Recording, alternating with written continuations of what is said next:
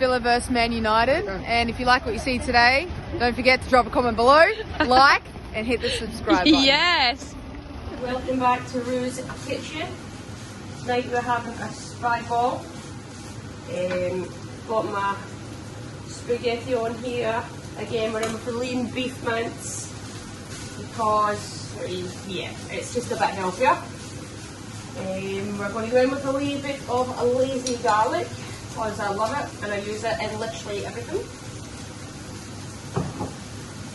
It's just a wee beef oxo cube. Stick it in, helps with the flavour.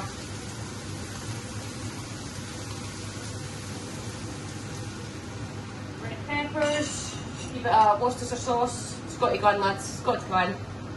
Gives it a bit more flavour. I'm quite generous with it, I put a fair bit in. Stop cooperating, here we are, here we go.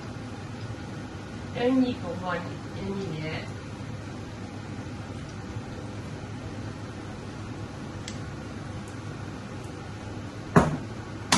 Just turn that off because I'm not really sure if you can hear me or not. Hopefully you can. And some basil, some oregano, you can put in mixed herbs or whatever else you've got in there, basil, whatever. It's up to you. Just top this up. And you get, hon. Just give it a nice mix again. And I'm just going to leave this for a while. Let the flavours soak in. Oh, wow, big firework there. Now, my dear comrades, this is what it should look like. It's a bit steamy, piping hot again. By the way, you've got to just get your salt on top because it's just delicious. I really couldn't live without salt. Like, food wouldn't be the same without salt. I know that's so bad, but it's okay. I love it. And that is a Spag Bol, ladies and gentlemen.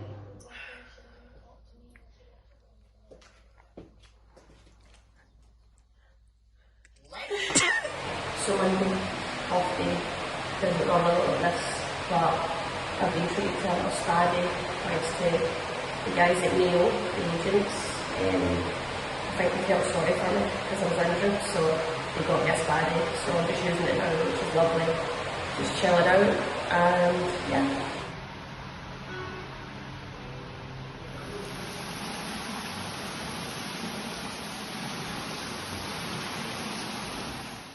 How's it going, troops? We are back again.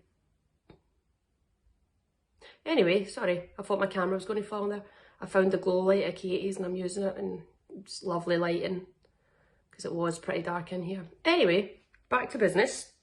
Yeah, so it is Rueview time. Rueview. Do you see what I've done there again? I know everyone's probably getting pure annoyed, but we're still using it. Just going to put Rue in everywhere where I can fit it, and I'm sorry, I'm not really sorry about it, but take it or leave it, you know. Aye, so back to the weekend's games. What about the Villa? What we said about the good old Villa? Another 3 points on the table. I actually didn't catch the game because me and the little rehabbers, we went and watched the guys' game. So we went to Villa Park and watched the Villa United game. By the way, let's just talk about the guys' game first. They were flying. United were so passive. It's like, I don't know if it looked like they couldn't be bothered, or literally Villa were just honestly annihilating them. They were like finding the pockets, they were in space. Anytime they switched the play, there was so much space to go into. So it was a really good game from Villa's point of view. Obviously United fans will be very upset, and there was some United fans with us, I will not name them, but aye, they weren't too pleased. But yeah, it was a really good game, so it was great to go to Villa Park, see the atmosphere, and obviously it was Unai Emery's first game in charge, so things couldn't have really went any better. Aye, and then what about the good old Villains ourselves? Another 3 points on the table. I only seen the highlights then because the games were at the same time. Obviously Rach Daly scores again, penalty. Kenza, I'm sure it's Kenza, played a lovely ball through, and Kirsty Hansen runs onto it. Keeper, for me it's a Stonewall penalty. I think the keeper was protesting a little bit, but I'm not sure why, because I thought it was a Stonewaller. Kirsty went flying like a little bird through the air. Honestly, beautiful. But aye, Rach takes penalty and Rach scores because that's what she does. So happy days for Villa. I don't think it was the most comfortable game in the end. I think it was probably quite a scrappy game. I heard Carla's post-match interview. It was probably quite scrappy at times, and Liverpool they're good at what they do, and fair play to them. Do you know, like they know their strengths and they play to them. they're compact to make it hard to break down, and then they've obviously got like McCabe's throw, which is a bloody weapon, so it can cause havoc, but it's good that I think we didn't concede, so we've managed to deal with it. So yeah, happy days, 3 points on the table. What about the Arsenal v Leicester? It was up in Leicester at the King Power Stadium. Obviously Willie Kirk's first game in charge, don't think it would have been how he'd wanted it to go. I think they'd 2 or 3 early goals conceded. Obviously Arsenal are a tough team to play against, especially on big pitches. You know, they just pop the ball around you, and it's very frustrating when you're playing against a team like that. Obviously you're just defending, you're not getting many touches of the ball, so it's obviously tough. But 4-0, it's quite convincing in the end for them. What's that, 14 games winning streak, WSL record? Just wait till the Villa get hold of them, honestly. Aye, so, and also you've got the Arsenal men's team that are sitting top of the table too. Another win for them. It's exciting times to be a Gooner, isn't it?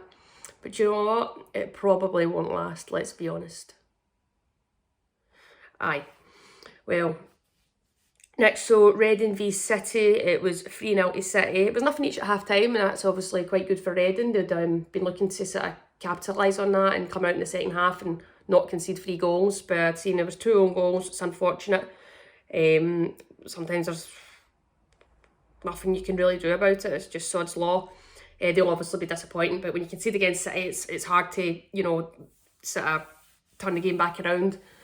Well, again, first game of the season, Villa managed to do it. What did they go? What was that score again? But we were up 2-0, weren't we?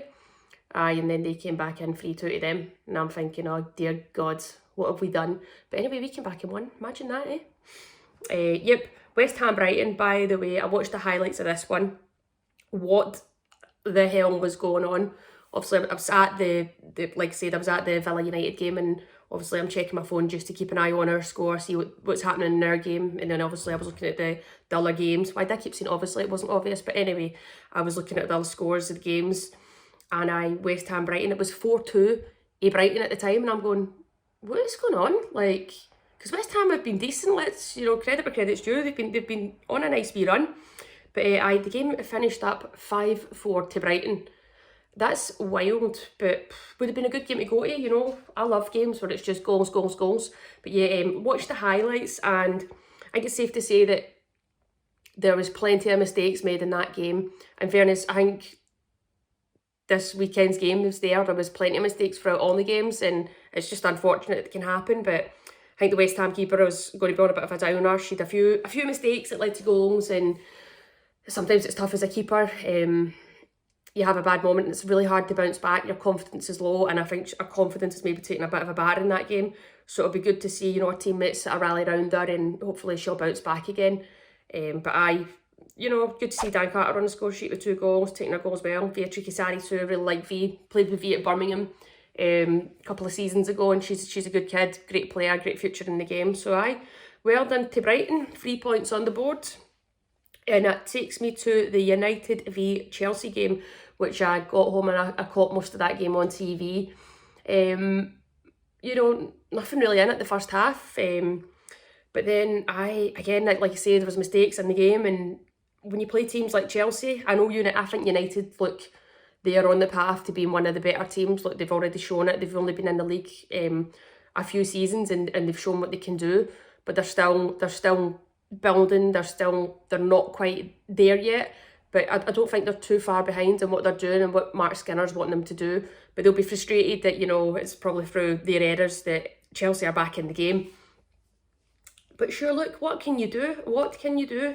You get people like Sam Kerr, and she's, you know, she always scores the hard ones though. She always scores the hard ones, and she's absolutely lethal with that heat. But Chelsea win 3-1. It was quite an enjoyable game. I quite enjoyed it, I must say. And that takes us to another talking point, which was Spurs v Everton, which was postponed. I'd seen on Twitter a few of the Everton girls just not too pleased, which is obviously understandable. You know, they've obviously travelled to London for the game, and you know, it gets cancelled sort of not long before kick-off, so it's very frustrating.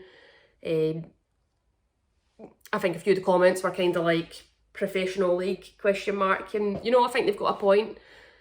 The Women's League is professional now, so I understand, and we know we're not always going to be playing at the men's stadiums. They're not always going to be sellout games, sellout crowds, but if these games are now being televised and, you know, we're trying to create a bigger following, and we can't be having games called off because there's waterlogged pitches.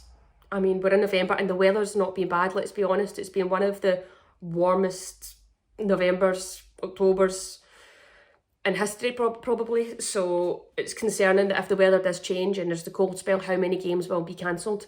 I think it's something that we have to look at. I'm sure the FA were like looking at that last season, and I think they thought the pitches will be okay, but for me, I think now we're going to need to have pitches that have better drainage systems and obviously under soil heating. I think that's going to be massive coming into the end of November, December, January, when, you know, it is cold. What if it drops into the minus? The pitches are frozen. We can't be having these pitches just called off because they're hard and frozen. You know, it happened last season too. And it's something that I think the FA will really be looking to, you know, sort out, because it will become a big issue. Then there'll be a backlog of games. You know, we've got tournaments coming up, end of summer, it's going to be the World Cup again, so we can't be looking to drag the season on. The players will need a break, or else we're going to get injuries again before the World Cup. So I think it's something, you know, it's something that's going to need to be looked at and dealt with going forward, especially, you know, next season. But yeah, let's see how this season goes. Hopefully there won't be too many games called off, but let's face it, I'm sure there will be a few. There will be. So I think the Everton girls are probably quite within their rights to be frustrated about it. And like I said, if you don't voice your opinion, then you can't be heard. So I think it's they're quite entitled to sort of say how they felt. Aye. So that's that. I think we've had it all covered. Short and sweet. Nothing too exciting. But biggest talking point for me is 3 points for the Villa. Ooh. Don't forget to drop a comment below, like, and hit the subscribe button. Yes!